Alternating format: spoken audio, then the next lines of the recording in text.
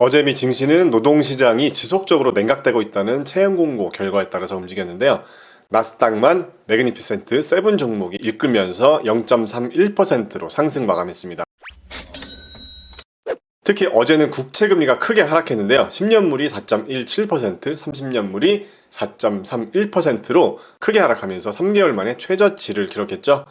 채권 금리가 하락하니 당연히 채권 가격은 상승하게 되죠. 20년 이상 장기채에 투자하는 TLT가 2.15% 상승, TLT 레버리지 3배인 TMF는 6.21% 상승 마감했습니다. 제가 채권 투자 시기에 대해서는 많이 얘기했었는데요. 9월 계좌 공개 영상에서도 얘기했고, 이후에 TMF나 국내 상장 해외 채권 ETF 매수 종목을 공유해 드리면서 여러 차례 말씀드려왔습니다. 자, 이 차트도 여러 번 보여드렸었죠. 과거 금리 인상이 중단되고 금리 하락기에 접어들 때 어떻게 되었는지 말이죠. 역사가 꼭 반복된다는 보장은 없지만 과거 금리 하락기에는 시장도 같이 하락했다는 점은 우리가 기억할 필요가 있겠습니다. 그리고 왜 하락했는지도 말이죠. 자, 그러면 이 차트를 한번 보겠습니다. 파란색이 TMF의 주가 변화이고 오렌지색이 기준금리, 하늘색이 10년물 채권 금리 변화를 같이 가져와 봤는데요.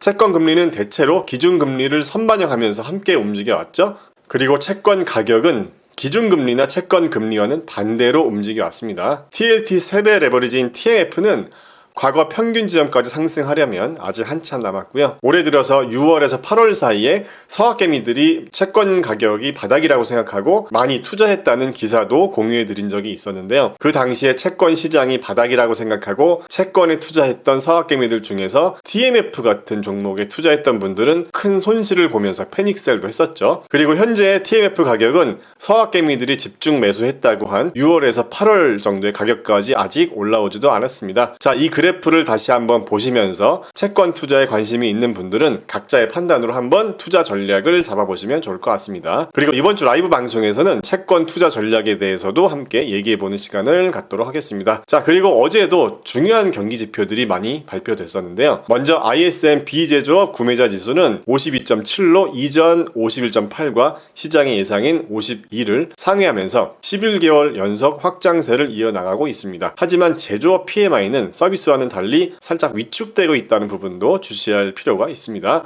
자, 그 이유는 어제 시황에서도 말씀드렸죠. 그리고 어제 중요한 지표 중 하나인 구인 이직 보고서가 나왔죠. 10월 채용 공고는 전월보다 61만 7천 건 감소한 873만 3천 건을 기록하면서 2021년 3월 이후 최저치를 기록했습니다. 그리고 실직자 1명당 일자리 수를 의미하는 구인 배율은 1.34까지 하락하면서 팬데믹 이전 수준인 1.2에 거의 근접하고 있는데요. 특히 250명 미만의 중소기업의 일자리 수 감소가 두드러지고 있다고 합니다. 자, 지금과 같은 상황에서는 체력이 약한 기업들이 더 고전할 수밖에 없는 상황이라고 볼 수 있죠. 자, 이런 부분들을 우리가 투자에 참고해야겠습니다. 자, 구인 보고서가 적당히 안 좋으면 연준이 좋아하지만 또 너무 안 좋아지면 시장이 안 좋아하겠죠. 자, 오늘의 마무리입니다. 기본적으로 저는 종목을 분석하면서 공부하는 걸 좋아하는데요. 오늘 시황에서는 채권 투자에 대한 비중을 좀 많이 했던 이유는 공부하는 것과는 또 별개로 우리가 내년 투자 전략을 한번 세워보시는데 참고가 되시라고 설명을 드려봤습니다. 절대 종목 추천은 아닙니다.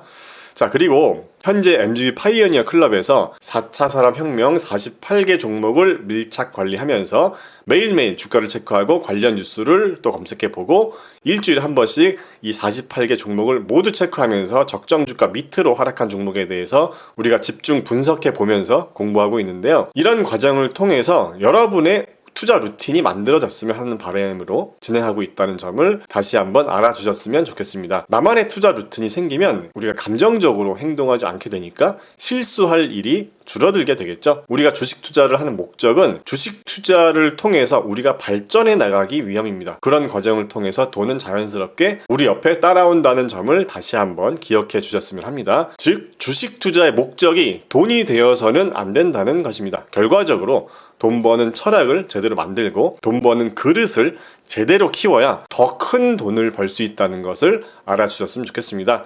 돈이 목적이 되면 돈 버는 그릇이 커질 수 없습니다. 자, 이 점을 꼭 공감해 주시면서 앞으로도 계속 함께 했으면 좋겠습니다. 오늘은 여기까지입니다. 감사합니다.